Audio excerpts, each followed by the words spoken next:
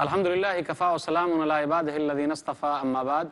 محترم ناظرین، پروگرام فضائل اعمال کی اس نشست میں آپ حضرات کا استقبال ہے۔ السلام علیکم ورحمۃ اللہ وبرکاتہ۔ آج کی نشست کا موضوع ہے قربانی۔ اعوذ باللہ من الشیطان الرجیم، بسم اللہ الرحمن الرحیم۔ لن ینال اللہ لحومها ولا دماؤها ولکن ینالہ التقوی منکم۔ رب اشرح لی صدری ویسر لی امری واحلل عقدۃ من لسانی یفقہوا قولی۔ رب زدنی علما سبحانک لا علم لنا الا ما علمتنا انک انت العلیم الحکیم۔ تمام قسم کی تعریفات اللہ وحدہ لا شریک، خالق کائنات، مالک ارض و سماء اور مدبر ان سجاں کے لیے ہیں۔ اس کے بعد بے شمار درود و سلام نازل ہو جناب محمد الرسول اللہ صلی اللہ علیہ وسلم پر کہ اللہ رب العالمین نے انہیں رحمت للعالمین بنا کر بھیجا۔ اللہم صلی علی محمد وعلی آل محمد کما صلیت علی ابراہیم وعلی آل ابراہیم انک حمید مجید۔ اللہم بارک علی محمد وعلی آل محمد کما بارکت علی ابراہیم وعلی آل ابراہیم انک حمید مجید۔ محترم ناظرین، میں نے سورہ حج سورہ نمبر 22 کی آیت نمبر 37 آپ کے سامنے پڑھی ہے۔ اس مناسبت سے قربانی کے تعلق سے چند باتیں آپ کے سامنے رکھنی ہیں۔ ناظرین، اسلامی مہینوں کی تعداد 12 ہے۔ محرم، صفر، ربیع الاول، ربیع الاخر، جمادی الاولیٰ، جمادی الاخرہ، رجب، شعبان، رمضان، شوال، ذوالقعدہ، ذوالحجہ۔ یہ الگ بات ہے کہ ہمیں اسلامی مہینے اس طریقے سے یاد نہیں جس طریقے سے انگریزی مہینے یاد ہیں۔ اسلامی مہینوں کی تعداد 12 ہے۔ کب سے 12 ہے؟ اسی وقت سے جس وقت سے اللہ تعالیٰ نے آسمان و زمین کو بنایا ہے۔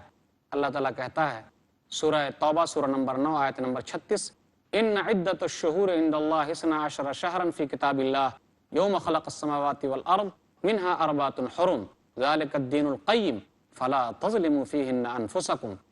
بے شک مہینوں کی گنتی اللہ کے نزدیک 12 ہے، اسی دن سے جس دن اللہ تعالیٰ نے آسمان و زمین کو بنایا ہے۔ اس میں 4 مہینے حرمت والے ہیں اور یہی سیدھا دین ہے۔ ان دنوں میں آپس میں ظلم نہ کرو۔ 4 مہینے حرمت والے ہیں۔ نبی صلی اللہ علیہ وسلم نے ایک حدیث میں بیان فرمایا، صحیح بخاری کتاب التفسیر کتاب نمبر 65 حدیث نمبر 4662، کہ وہ 4 مہینے کون سے ہیں؟ ثلاث متوالیات، کہ 3 مہینے لگاتار ہیں، ذوالقعدہ، ذوالحجہ، محرم، اور چوتھا مہینہ جو ہے حرمت والا ورجب مضر الذی بین جمادہ و شعبان۔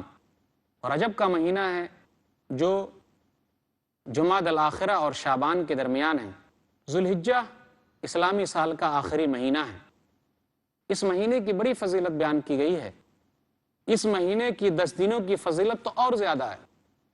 یہی وہ مہینہ ہے جس میں اسلام کا ایک اہم رکن حج ادا کیا جاتا ہے۔ اللہ تعالیٰ خاص طور پہ 10 دنوں کی فضیلت بیان کرتے ہوئے کہتا ہے، پھر اسی طرح ان 10 دنوں کی فضیلت 1 تاریخ سے لے کر 10 تاریخ تک کی فضیلت حدیثوں میں بھی وارد ہے۔ اللہ تعالیٰ کہتا ہے وَيَذْكُرُ اسْمَ اللَّهِ فِي أَيَّامٍ مَّعْلُومَاتٍ، سورہ حج سورہ نمبر 22 آیت نمبر 28، کہ وہ اللہ کا نام لے چند دنوں میں۔ سورہ فجر سورہ نمبر 89 میں اللہ تعالیٰ کیا کہتا ہے؟ والفجر وليال عشر، قسم ہے فجر کے وقت کی اور 10 راتوں کی۔ 10 راتوں سے مراد ذوالحجہ کی 10 راتیں ہیں، 1 تاریخ سے لے کر 10 تاریخ تک۔ ان 10 دنوں کی بڑی فضیلت ہے۔ آپ غور کیجئے، نبی صلی اللہ علیہ وسلم نے ایک حدیث میں تو اس کی اہمیت اس طریقے سے واضح کی کہ جہاد بھی افضل نہیں ہے الا کہ وہ جہاد افضل ہے جس جہاد میں آدمی جائے اور دوبارہ واپس نہ آئے۔ ایک حدیث ہے صحیح بخاری کتاب العیدین کتاب نمبر 13 باب نمبر 11 حدیث نمبر 969، مل عمل فی ایام العشر افضل منها فی هذه، ان 10 دنوں میں جو کام کریں گے وہ کام زیادہ افضل ہے۔ لوگوں نے کہا اللہ کے رسول، جہاد بھی افضل نہیں ہے، بہتر نہیں ہے؟ کہا ہاں، وہ جہاد بہتر ہے کہ آدمی نکلے، اپنا جان لے کر نکلے، مال لے کر نکلے تو دوبارہ واپس نہ آئے۔ ان 10 دنوں کی فضیلت تو ایک حدیث میں یہاں تک بھی ہے، صحیح مسلم کتاب الاضاحی کتاب نمبر 35 حدیث نمبر 1977، جب 10 دن داخل ہو جائے اور جس آدمی کے پاس قربانی کا جانور ہو تو اس آدمی کو چاہیے کہ اپنے ناخن نہ کٹوائے۔ آپ غور کیجئے ان 10 دنوں میں کیا ہے۔ ذوالحجہ کی شروعاتی 10 دنوں میں تو اہم چیزیں ہیں۔ صحابہ کرام کے بارے میں آتا، خاص طور پہ ابو ہریرہ رضی اللہ تعالیٰ عنہ اور عبداللہ بن عمر رضی اللہ تعالیٰ عنہ ان 10 دنوں میں بازاروں میں نکلتے، اور تکبیر بیان کرتے تھے۔ ہم تو تکبیر بیان کرتے ہیں 10ویں تاریخ کو، 11ویں تاریخ کو، 12ویں تاریخ کو اور 13ویں تاریخ کو، لیکن صحابہ کرام ان 10 دنوں میں تکبیر بیان کرتے، اللہ اکبر اللہ اکبر لا الہ الا اللہ واللہ اکبر اللہ اکبر وللہ الحمد، تکبیر بیان کرتے تھے۔ بازاروں میں جاتے تاکہ لوگ بھی ان کے ساتھ تکبیر بیان کرے۔ صحیح بخاری کتاب الدین کتاب نمبر 13 باب نمبر 11۔ انہی 10 دنوں میں تو حج جیسا اہم فریضہ ادا کیا جاتا ہے۔ آدمی زیادہ سے زیادہ اس میں نیکی کا کام کرے، زیادہ سے زیادہ روزے رکھے، اور آپ کو معلوم ہے کہ عرفہ کا روزہ رکھنے میں کتنا بڑا ثواب ہے۔ کس کے لیے؟ جو حاجی نہ ہو اس کے لیے۔ جو حج پر گئے ہیں ان کے لیے عرفہ کا روزہ نہیں ہے۔ عرفہ کے روزے کی فضیلت بیان کرتے ہوئے نبی صلی اللہ علیہ وسلم نے ارشاد فرمایا، صحیح مسلم کتاب الصیام کتاب نمبر 13 حدیث نمبر 1162، احتسب علی اللہ ان یکفر السنۃ التی قبلہ والسنۃ التی بعدہ، ایک دن کا روزہ رکھنا عرفہ یعنی 9ویں ذی الحجہ کا روزہ رکھنا 2 سال کے چھوٹے گناہوں کا کفارہ ہے، 1 سال پچھلے اور 1 سال اگلے، اسی 10 دن میں ہے، یعنی ذی الحجہ کی 1 سے لے کر 10 تاریخ کے اندر میں۔ 10ویں تاریخ کو ہم عید الاضحیٰ کی نماز پڑھتے ہیں اور 10ویں تاریخ کو ہم قربانی کرتے ہیں، وہی قربانی جو ابراہیم علیہ السلام کی یادگار ہے۔ وہ قربانی ابراہیم علیہ السلام کی سنت ہے، ہم سنت ابراہیمی کو زندہ کرتے ہیں۔ میں آپ کو پہلے یہ بتاتا چلوں کہ قربانی، عام قربانی، دنیا کے اندر اس کی تاریخ کافی پرانی ہے۔ جس قوم کے اندر قربانی کا جذبہ نہیں ہے وہ قوم کبھی بھی کامیاب نہیں ہو سکتی۔ جب ضرورت پڑے تو جان کی قربانی، جب ضرورت پڑے مال کی قربانی، جب ضرورت پڑے اولاد کی قربانی، جب ضرورت پڑے تو گھر بار چھوڑ دینے کی قربانی۔ جس قوم کے اندر قربانی کا جذبہ نہیں ہے وہ قوم کبھی بھی کامیاب نہیں ہو سکتی۔ جس کے اندر قربانی کا جذبہ ہے وہ قوم ہمیشہ کامیاب ہے، اور قربانی کے ذریعے ہی قوم دنیا میں زندہ رہتی ہے، ورنہ اسے دنیا میں زندہ رہنے کا کوئی حق نہیں ہے۔ عام قربانی کی بات کروں تو یہ قربانی کا سلسلہ کافی پرانا ہے۔ یاد کیجیے آدم علیہ السلام کو اور ان کے دونوں بیٹوں کو، کہ ان دونوں نے قربانی دی تھی، اللہ کا تقرب حاصل کرنا چاہا تھا۔ کس طریقے سے ایک کی قربانی قبول ہوئی اور دوسرے کی قربانی قبول نہیں ہوئی؟ سورہ مائدہ سورہ نمبر 5 آیت نمبر 27، وَاتْلُ عَلَيْهِمْ نَبَأَ ابْنَيْ آدَمَ بِالْحَقِّ إِذْ قَرَّبَا قُرْبَانًا فَتُقُبِّلَ مِنْ أَحَدِهِمَا وَلَمْ يُتَقَبَّلْ مِنَ الْآخَرِ قَالَ لَأَقْتُلَنَّكَ قَالَ إِنَّمَا يَتَقَبَّلُ اللَّهُ مِنَ الْمُتَّقِينَ۔ وَاتْلُ عَلَيْهِمْ، آپ ان کے اوپر آدم کے دونوں بیٹوں کا تذکرہ کیجئے، آدم کے دونوں بیٹوں کی باتیں بتلائیے کہ جب دونوں نے قربانی پیش کی تو ایک کی قربانی قبول ہوئی اور دوسرے کی قربانی قبول نہیں ہوئی۔ اللہ تعالیٰ تقوی اختیار کرنے والے ہی سے قربانی کو قبول کرتا ہے۔ مفسرین نے کہا کہ حابیل نے اچھی قربانی دی تھی، اس لیے اللہ تعالیٰ نے قبول فرمایا۔ آدم علیہ السلام کے ایک بیٹے کا نام حابیل تھا، دوسرے بیٹے کا نام قابیل تھا۔ یہ قتل کس وجہ سے ہوا یہ چیز مشہور تو ہے، لیکن کسی قرآن کی آیت سے اور کوئی حدیث میں نہیں ملی۔ وہ مشہور کیا ہے کہ پہلے آدم علیہ السلام اور حوا سے 2 اولاد ہوتی، ایک مذکر اور ایک مؤنث، پھر دوسری مرتبہ پھر اولاد ہوتی۔ تو پہلی مرتبہ کی جو اولاد ہوئی ہے لڑکے کا، دوسری مرتبہ پیدائش سے لڑکی کے ساتھ شادی کر دی جاتی، اور پہلے والے کا دوسرے کے ساتھ، دوسرے والے کا پہلی کے ساتھ۔ حابیل کے ساتھ جو بہن پیدا ہوئی وہ بہن بدصورت تھی، خوبصورت نہیں تھی۔ اب قابیل کے ساتھ جو بہن پیدا ہوئی وہ بہن خوبصورت ہے، تو حابیل کی شادی قابیل کے بہن سے ہوگی اور قابیل کی شادی حابیل کے بہن سے ہوگی، لیکن حابیل کی جو بہن ہے ایک ساتھ جو پیدا ہوئی وہ خوبصورت نہیں ہے، یہ کہا جاتا ہے۔ تو قابیل نے سوچا کہ کیوں نہیں میں اپنی بہن ہی سے شادی کر لوں۔ اس زمانے میں آدم علیہ السلام کی شریعت میں تھا، لیکن قانون تو یہ تھا کہ یہ حابیل کی بہن سے شادی کرتا اور حابیل قابیل کی بہن سے۔ بالآخر ایسا ہوا کہ آدم علیہ السلام نے قابیل کو سمجھایا کہ نہیں، جو اللہ کا قانون ہے کہ اس سے شادی کرو تو تمہارے لیے ضروری ہے تم ان سے کرو، گرچہ وہ بدصورت ہے۔ قابیل نہیں مانا تو آدم علیہ السلام نے ان سے یہ کہا تم دونوں اللہ کے دربار میں قربانی پیش کرو۔ دونوں نے اللہ کے دربار میں قربانی پیش کی، ایک کی قربانی قبول ہو گئی اور دوسرے کی قربانی قبول نہیں ہوئی۔ جس کی قربانی قبول ہو گئی وہ حابیل تھا، تو حابیل نے قابیل کی بہن سے شادی کر لی۔ تو اب قابیل نے حابیل کو قتل کر دیا، تو اسی کے بارے میں لأقتلنک، میں تجھے قتل کر دوں گا۔ تو جو لوگ نیک لوگ ہوتے ہیں وہ کیا، وہ اللہ سے ڈرنے والے ہوتے ہیں۔ قال لأقتلنک قال انما يتقبل اللہ من المتقین، کہ اللہ تعالیٰ تقوی اختیار کرنے والوں ہی سے قبول کرتا ہے، ان کی قربانی کو لے لیتا ہے۔ قربانی کی تاریخ کافی پرانی ہے۔ میں جس قربانی کی بات آپ کو بتانا چاہتا ہوں وہ عام قربانی بھی ہے اور خاص قربانی بھی ہے۔ خاص قربانی وہ جس کا تعلق ابراہیم علیہ السلام سے ہے۔ تو جی ہاں، ابراہیم علیہ السلام کی زندگی پر غور کیجئے، ان کی پوری زندگی قربانی ہی میں گزری ہے۔ باپ کو چھوڑ دینے کی قربانی، قوم کے لوگوں کو چھوڑنے کی قربانی، آگ میں کود کر اپنی جان کو پرواہ نہ کرنے کی قربانی، بادشاہ کے سامنے حق بات کہنے کی قربانی، وہی بادشاہ جو نمرود تھا، اللہ کی توحید پھیلانے کے لیے ملک جانے کی قربانی، اپنے جان کی پرواہ نہیں کی، اپنے مال کی پرواہ نہیں کی، اپنے اولاد کی پرواہ نہیں کی، اپنے باپ کی پرواہ نہیں کی، اور اللہ کے دین کو پھیلانے کے لیے کوشش کرتے رہے۔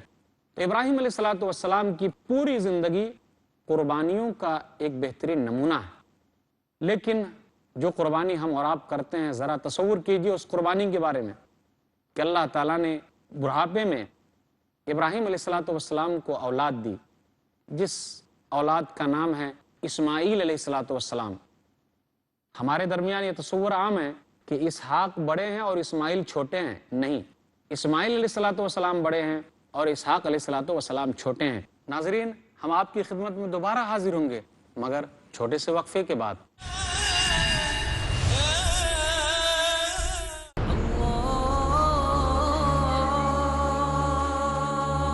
اور کتنی ہی بستیاں ہیں کہ ہم نے تباہ کر ڈالی، جن پر ہمارا عذاب یا تو رات میں آتا تھا جبکہ وہ سوتے تھے، یا دن کو جب وہ قیلولہ یعنی دوپہر کو آرام کرتے تھے۔ وہ کون سے اسباب تھے جن کی وجہ سے اللہ تعالیٰ نے مختلف قوموں کو ہلاک کیا؟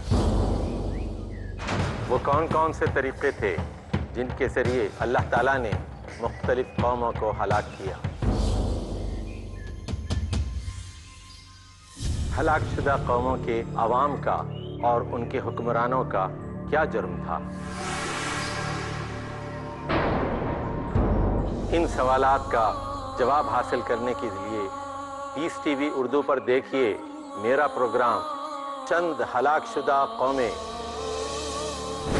اور جن لوگوں نے ہماری آیتوں کو جھٹلایا ان کو ہم بتدریج اس طرح پکڑیں گے کہ ان کو معلوم ہی نہیں ہوگا۔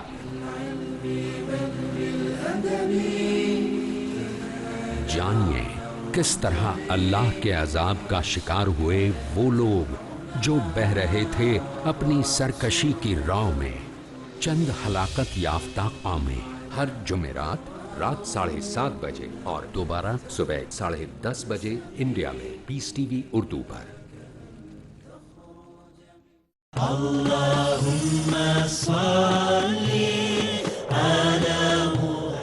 احادیث نبوی صلی اللہ علیہ وسلم۔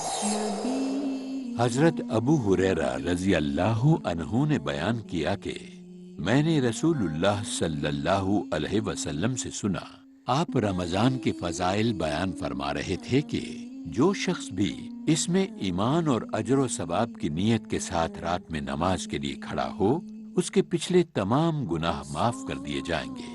صحیح بخاری جلد نمبر 3 کتاب صلاۃ التراویح حدیث نمبر 2008۔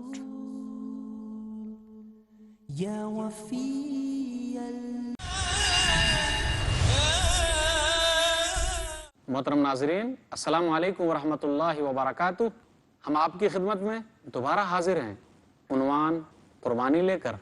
تو ابراہیم علیہ السلام کی پوری زندگی قربانیوں کا ایک بہترین نمونہ ہے۔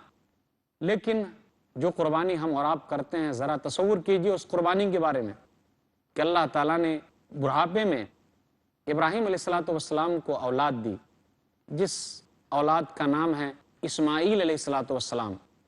ہمارے درمیان یہ تصور عام ہے کہ اسحاق بڑے ہیں اور اسماعیل چھوٹے ہیں، نہیں، اسماعیل علیہ السلام بڑے ہیں اور اسحاق علیہ السلام چھوٹے ہیں۔ اب آئیے اس قربانی کو یاد کیجئے جو عظیم یادگار ہے، کس طریقے سے ابراہیم علیہ السلام اپنے بیٹے کو اللہ کے لیے قربان کرنے کے لیے تیار ہو گئے۔ جی ہاں، واقعہ اللہ نے بیان کیا سورہ صافات سورہ نمبر 37 آیت نمبر 100 سے آیت نمبر 110 تک، رب حبلی من الصالحین فبشرناہ بغلام حلیم، اے میرے رب تو مجھے نیک اولاد عطا فرما، فبشرناہ بغلام حلیم، تو ہم نے اسے بردبار لڑکا عطا فرمایا۔ فلما بلغ معه السعی قال یا بنی انی اری فی المنام انی اذبحک فانظر ماذا تری قال یا ابت افعل ما تؤمر ستجدنی ان شاء اللہ من الصابرین۔ جب وہ بچہ چلنے کے لائق ہو گیا، تیز دوڑنے کے لائق ہو گیا، تو ابراہیم علیہ السلام نے کہا بیٹا میں نے خواب دیکھا ہے کہ میں تجھے ذبح کر رہا ہوں، بول تیری کیا رائے ہے۔ بہترین باپ وہ ہے جو کسی بھی معاملے میں اپنے بیٹے سے مشورہ کرے، وہ اچھا باپ ہے۔ آج کل لوگ چاہتے ہیں کہ میرا بیٹا اسماعیل جیسا نیک ہو، تو کیا ضروری نہیں کہ باپ بھی ابراہیم جیسا نیک ہو؟ جب ابراہیم علیہ السلام نے کہا بول بیٹا تیری کیا رائے ہے، تو اسماعیل علیہ السلام نے جواب دیا یا ابت افعل ما تؤمر ستجدنی ان شاء اللہ من الصابرین، ابو جان کر گزریے جس کا آپ کو حکم ہوا ہے، انشاءاللہ آپ مجھے صبر کرنے والوں میں سے پائیں گے۔ پھر آگے دونوں چلے، کہاں گئے؟ ابراہیم علیہ السلام اسماعیل کو لے کر گئے اور ان کو لٹا دیا۔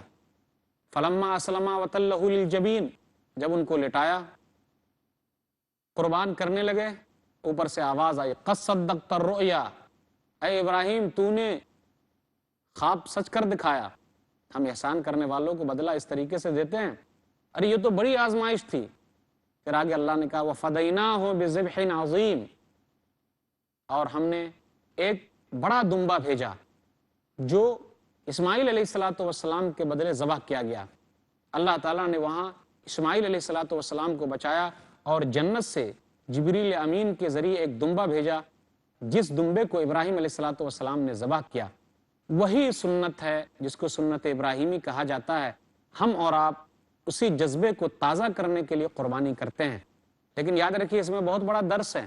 وہ درس کیا کہ جب ہم قربانی کرنے چلیں تو ہم یاد کریں کہ ارے یہ تو جانور کی قربانی ہے، اگر اللہ تعالیٰ ہم سے اپنی جان کی بھی قربانی لے گا تو ہم اس کے لیے تیار ہیں، مال کی بھی قربانی لے گا ہم اس کے لیے تیار ہیں۔ ہم اس جذبے سے قربانی کریں جس جذبے کے ساتھ ابراہیم علیہ السلام نے قربانی کی تھی۔ اس لیے ضروری ہے کہ ہم جانور کو پہلے سے خریدیں، اسے تازہ کریں، اسے کھلائیں پلائیں، اچھا طاقتور بنائیں، تو جب قربانی کرنے چلیں گے تو ہمیں پتہ چلے گا کہ ایک جانور کو ہم اللہ کے راستے میں ذبح کر رہے ہیں تو کس طریقے سے ہمیں احساس ہو رہا ہے، تو ذرا اس کو ہم اپنے سے مانوس کریں۔ لیکن افسوس کی بات تو یہ ہے کہ لوگ کیا کرتے ہیں، اپنے نام کے لیے، ریا کے لیے اور ایک دوسرے سے آگے بڑھنے کے لیے، بہت سارے لوگ ایسے بھی ہیں جو اخباروں میں اپنے جانوروں کے ساتھ فوٹو دیتے ہیں، جی ہم نے اتنے مہنگے بکرے خریدے، جی نہیں، اللہ کو ریاکاری نہیں چاہیے۔ لن ینال اللہ لحومها ولا دماؤها ولکن ینالہ التقوی منکم، سورہ حج سورہ نمبر 22 آیت نمبر 37، کہ اللہ کے پاس گوشت اور خون نہیں پہنچتا لیکن تمہارے دل کا تقوی پہنچتا ہے، ڈر اور خوف پہنچتا ہے۔ قربانی کو یاد کیجئے، وہ عظیم قربانی ہے، سنت ابراہیمی جس کو ہم اور آپ تازہ کرتے ہیں۔ قربانی کا لفظ کیا ہے؟ قربانی یہ فارسی کا لفظ ہے یا کے ساتھ، قربانی یا کے ساتھ فارسی کا لفظ ہے، اور بغیر یا کے قربان، بغیر یا کے یہ عربی کا لفظ ہے، اس کا معنی ہوتا قریب ہونا۔ قرآن مجید کی ایک آیت ہے وَلَا تَقْرَبُوا الزِّنَا، سورہ اسراء سورہ نمبر 17، کہ تم زنا کے قریب نہ ہو۔ غور کیجئے اس آیت پر کہ اللہ تعالیٰ نے زنا سے قریب ہونے سے منع کیا، تو زنا کرنا تو دور کی بات، یعنی تمام وہ چیز جو زنا کی طرف لے جائے آدمی کو اس سے منع کیا جا رہا ہے۔ تو قربانی کا معنی ہے ہر وہ چیز جس کے ذریعے آدمی اللہ کا قرب حاصل کرے، اللہ کے نزدیک جائے، اس کا معنی ہے قربانی۔ لیکن وہ قربانی جو ہم اور آپ عید الاضحیٰ کے موقع پر کرتے ہیں، اس قربانی سے مراد کیا ہے؟ اس قربانی کے لیے عربی زبان میں دوسرے لفظ آئے، آیا اضحیتن، ضحیتن، اضحیٰ، اس کا معنی ہے قربانی۔ قربانی کا لفظ وہ قربانی کے لیے قرآن اور حدیث میں نہیں آیا جو ہم لوگ عید الاضحیٰ کے موقع پر کرتے ہیں۔ اس موقع پر بھیڑ، بکری، گائے، اونٹ وغیرہ کو اللہ کے لیے قربان کرنا 10 تاریخ سے لے کر 13 تاریخ تک، اسی کا معنی ہے قربانی، تاکہ اس سے آدمی اللہ کے قریب چلا جائے اور اللہ کا قرب حاصل کرے۔ تقوی اختیار کرے، اپنی زندگی کو تقوی والی زندگی بنائے، تو اسی کا نام ہے قربانی۔ یاد رکھیے، کچھ لوگ ایسے ہیں ہمارے درمیان جو قربانی کے اوپر اعتراض کرتے ہیں۔ ان کا کیا کہنا ہے؟ ارے اتنے کروڑوں روپیہ خرچ ہو رہا ہے، کیا بہترین ہوتا کہ ان پیسوں کو غریبوں پر خرچ کیا جاتا، بیواؤں پر خرچ کیا جاتا، یتیموں پر خرچ کیا جاتا، بڑا اچھا ہوتا۔ وہ لوگ کہتے ہیں کہ جی یہ تو پرانے زمانے کی یادگار ہے۔ لوگ کہتے ہیں کہ کیوں نہیں ایسا ہو رہا ہے کہ جو لوگ اس چیز سے منع کرتے ہیں ہم ان کے جذبات کو مجروح نہ کریں۔ آئیے غور کیجئے ان لوگوں کے بارے میں کیا کہنا ہوگا جب ہم حدیث اٹھاتے ہیں اور دیکھتے ہیں کہ اس قربانی کے بارے میں اللہ تعالیٰ نے نبی صلی اللہ علیہ وسلم کے ذریعے ہمیں کیا کہلوایا۔ نبی صلی اللہ علیہ وسلم نے کہا من کان لہ سعۃ فلم یضحی فلا یقربن مصلانا، سنن ابن ماجہ کتاب الاضاحی کتاب نمبر 26 حدیث نمبر 3123۔ نبی صلی اللہ علیہ وسلم نے کہا جس کے اندر قربانی کی طاقت ہے اور وہ اس کے باوجود بھی قربانی نہیں کرتا تو وہ ہمارے مصلی کے قریب نہ آئے، وہ عید الاضحیٰ کی نماز پڑھنے نہ آئے، کیونکہ اللہ تعالیٰ نے اسے قربانی کی طاقت دی تھی، اس نے قربانی نہیں کی۔ غور کیجئے کہ جو لوگ یہ کہتے ہیں کہ غریبوں کا خیال رکھا جائے، یتیموں کا خیال رکھا جائے، میں ان سے پوچھنا چاہتا ہوں کیا نبی صلی اللہ علیہ وسلم کے زمانے میں یتیم لوگ نہیں تھے؟ ضرور تھے۔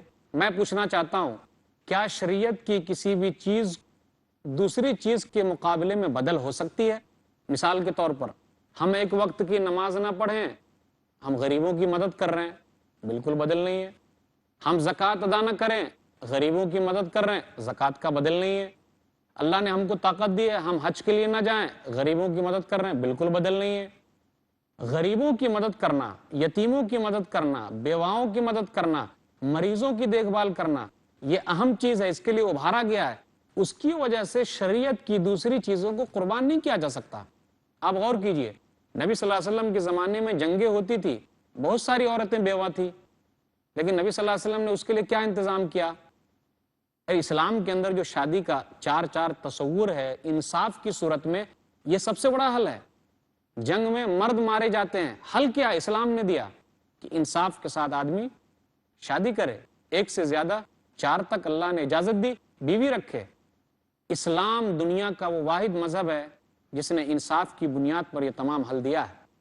یتیموں کے لیے، بیواؤں کے لیے نبی صلی اللہ علیہ وسلم نے ابھارا ہے۔